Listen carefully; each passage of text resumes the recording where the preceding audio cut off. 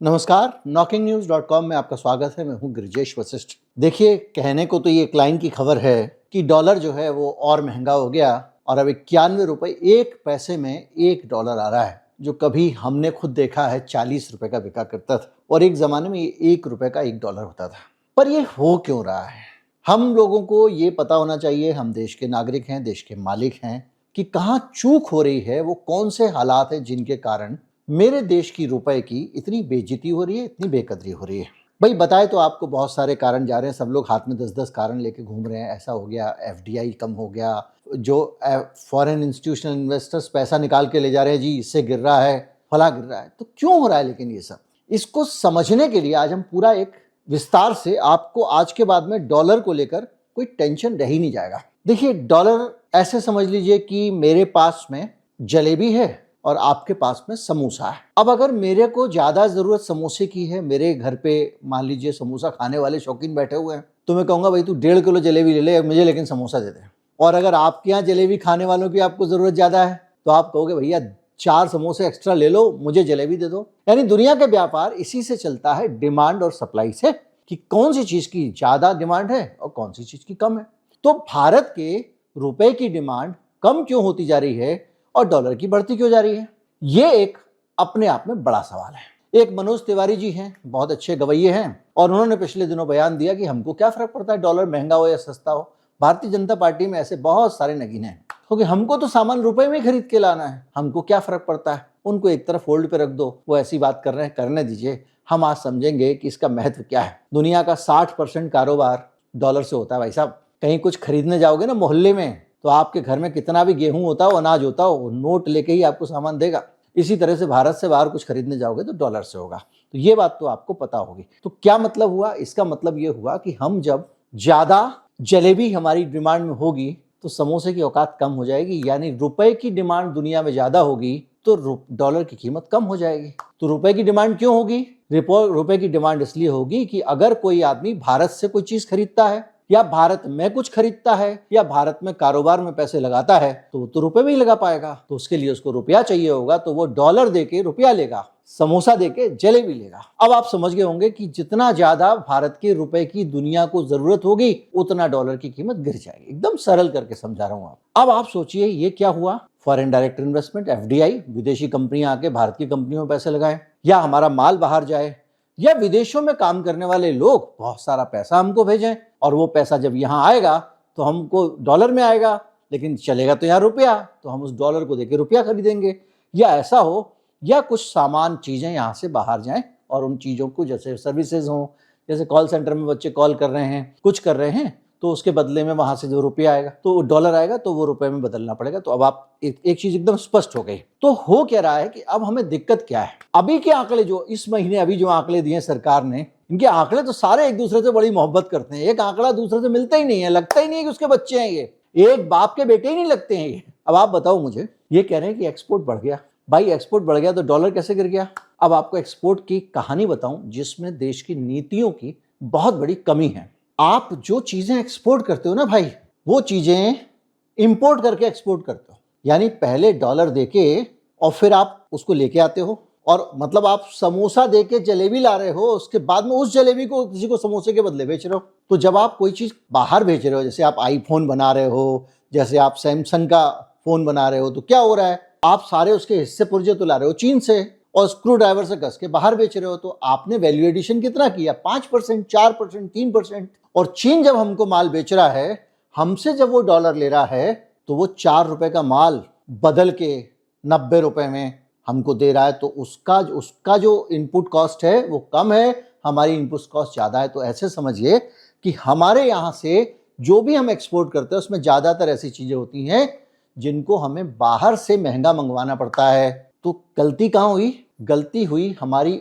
उस तरह की मैन्युफैक्चरिंग करने के कारण जो वैल्यू एडिशन कम करती है, यानी बाहर से माल मंगा के ठप्पा लगा के बेच, जैसे हम फार्मास्यूटिकल में करते हैं। तो क्या करते हैं, जो एपीआई होता है वो तो हमारा चीन से ही आता है। यानी आप सोचिए, आपने कहा हम शरबत बना रहे हैं, तो चीनी मंगाई चीन से, यहां मिलाया पानी और यहां मिलाई खुशबू और शरबत बेचा। तो असली जो शरबत आप बेच रहे हो उसमें चीनी, एसेंस और सारे फ्लेवर कहां से आ रहे हैं? बाहर से आ रहे हैं। जैसे कोका कोला का सब आता है, यहां आप मिलाते हो पानी में, तो मुनाफा कहां जाता है? कोका कोला को जाता है। पानी के कितने पैसे मिल जाएंगे आपको? तो ये जो चीज है ये बहुत बड़ी चीज है। तो ऐसा क्यों हो रहा है इसको भी हम समझेंगे। इसके साथ साथ हमारा अमेरिका को जो हम माल भेजते थे उस माल को महंगा कर दिया। अमेरिका ने कहा कि इंडिया का माल खरीदोगे तो ये महंगा बिकेगा। दूसरा, हमारे यहाँ उससे भी हमको कुछ डॉलर आता था। तीसरा क्या हुआ कि हमारे यहाँ ये क्यों हो रहा है? इस सब के पीछे एक ही कारण है, उस पर हम आएंगे। असल वजह एक ही है जिसके कारण चीन आगे और हम पीछे हैं। क्या हो रहा है कि हमारे यहाँ पे जो हमारे बच्चे वहां काम करने जाते थे उनको भगा रहा है। पहला तो उनको भगा दे रहा है।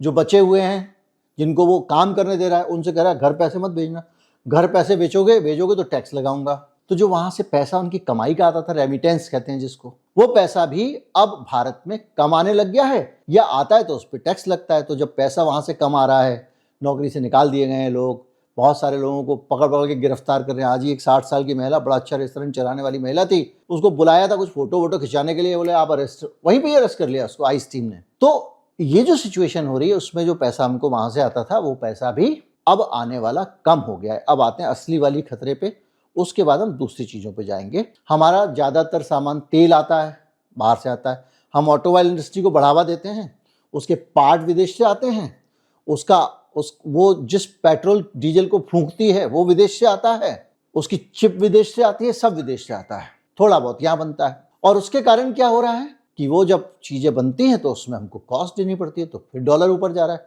अब आते हैं असली बात पे कि हमारे देश का जो अभी जो बात कही जा रही है कि विदेशी निवेशक, चाहे वो इंस्टीट्यूशनल इन्वेस्टर हो चाहे वो डायरेक्ट इन्वेस्टमेंट वाले, इंस्टीट्यूशनल इन्वेस्टर वो होते हैं जैसे कि किसी विदेशी म्यूचुअल फंड ने हमारे हिंदुस्तान की शेयर मार्केट में पैसा लगाया। जब हमारे शेयर मार्केट में पैसा लगाएगा तो उसको रुपया खरीदना पड़ेगा डॉलर देके। अब दिक्कत ये हो रही है वो यहाँ से पैसा निकाल रहे हैं। हमको ये खबर दी जाती है विदेशी पैसा ले जा रहे हैं, निकाल के ले जा रहे हैं, तो वो रुपया देके डॉलर खरीद रहे हैं इसलिए गिर रहा है। दूसरा, हमारे यहाँ पर जो लोग हमारी कंपनियों में हिस्सेदारी खरीदते हैं, भैया हमने, जैसे हिंदुस्तान में एक ब्रेड कंपनी है, उसको एक जो वो दिल्ली में ब्रेड बिकती है उसकी हार्वेस्ट गोल्ड, उसको भी एक विदेशी कंपनी ने खरीदा हुआ है, मेजोरिटी शेयर उसका है। ऐसी बहुत सारी चीज़ों में विदेशी कंपनियों के कब्जे हैं, तो वो उन्होंने पैसा दिया है, तो वो पैसा जो है वो भी वो निकाल के ले जा रहे हैं। लेकिन हकीकत कुछ और है, वो पैसा निकाल के नहीं ले जा रहे हैं।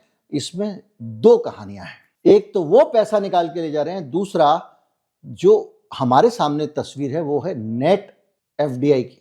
लेकिन अगर आप उसको बहुत बारीकी से देखें तो जो विदेशी आ रहे हैं वो पैसा ला रहे हैं, लेकिन भारत के लोग भी बाहर पैसा लगा रहे हैं। हमारे उद्योगपति, हमारे लाला सेठ गिरधारी लाल, हमारे पूंजीपति, हमारे वो सब लोग जिनके लिए सरकार जान दिए पड़ी है, वो भी पैसा बाहर इन्वेस्ट कर रहे हैं। अब आपको एक और अच्छी बात बताऊं, ये जो एफडीआई आता है ना, विदेशी निवेश, अस्थिर रहता है। शेयर मार्केट ऊपर जा रहा है तो ये हो जाएगा, नीचे जा रहा है तो ये हो जाएगा, इससे मार्केट पे भी असर पड़ता है बहुत सारी चीजों। लेकिन जो बच्चे वहां से कमा के बेचते हैं वो फिक्स है एकदम, उसमें ज्यादा उतार चढ़ाव नहीं होता है। तो वो हमारे रुपए को स्थिर रखने वाली कमाई है जो अमेरिका से आती है, और उसको ट्रंप ने लगा दिया दांव पे। यानी आधे लोगों को तो भर भर के भेज दिया गिरफ्तार कर करके। जो लोग वैध वीजा वाले थे उनके सर पे भी तलवार लटक रही है। जो नए H1B वीजा ले रहे हैं उनको भी पैसा $1 लाख देना पड़ेगा वीजा लेने का, बताइए आप। जो वहां बिजनेस करने वाले लोग हैं उनको अरेस्ट कर करके भेज रहा है बिला वजह। आज 60 साल की जो मैंने बताया एक माता जी है, कब से 90 से रह रही थी, उनको गिरफ्तार कर लिया, कोई कारण नहीं।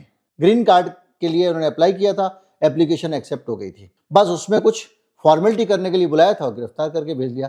तो कुल मिला के हो ये रहा है कि अब हमको जो विदेशी निवेश की बात होती है, उस विदेशी निवेश में हमको जो डेटा मिलता है, आंकड़ा मिलता है, वो आंकड़ा मिलता है जो विदेशों से आया हुआ पैसा और भारत से विदेश गया हुआ पैसा। तो भारत से जो पैसा विदेश जा रहा है, जब उसको घटा देते हैं उसमें से, तो हमारे को नेट एफडीआई मिलता है, जिसको हम कहते हैं एफडीआई कितना आया जी, 1% आया। इतने ही बड़ा, और बहुत बुरी हालत चल रही है अभी लगातार। तो क्यों बढ़ रही है? उसकी कारण, हालत खराब होने की वजह यह है कि भाई साहब आपके यहाँ पे जो है वो पैसा आपके देश के लोग बाहर भेज रहे हैं। हाँ जी, कहाँ भेज रहे हैं? अमेरिका भेज रहे हैं, यूएई भेज रहे हैं, सिंगापुर भेज रहे हैं, वियतनाम भेज रहे हैं, बाहर भेज रहे हैं। भारत में क्यों नहीं लगा रहे? इस सवाल के जवाब में ये पूरा प्रपंच, पूरी बातें, पूरी कहानी यहां आकर टिक जाती हैं। कोई भी व्यक्ति भारत में पैसा इन्वेस्ट करने के बजाय दूसरे देशों में इन्वेस्ट क्यों कर रहा है? भारत का आदमी भारत का पूंजीपति भारत में पैसा लगाने, आप कह सकते हो देशद्रोही है, गद्दार है, देश प्रेमी नहीं है, कुछ भी कह सकते हो आप, लेकिन सिचुएशन क्या है, वो यहां से बाहर पैसा भेज रहा है। पूंजी किसी की भावनाओं से नहीं जुड़ती है, पूंजी पूंजी की चाल चलती है, पूंजीपति को केवल मुनाफा चाहिए। फिर वो जो फोटो, जो अडानी तिरंगे विरंगे साथ फोटो खींचा, सब नाटक, उनको पैसे से मतलब है। तब तो बाहर इसलिए जाते हैं कि अगर आप इस देश में फैक्ट्री डालोगे तो अधिकतम 10 से 15% कमाओगे, विदेश में फैक्ट्री डालोगे तो आप उसी पैसे से 19%, 22%, 25%, 27% तक की कमाई कर सकते हो। ये मोटा मोटा आंकड़ा दे रहा हूं।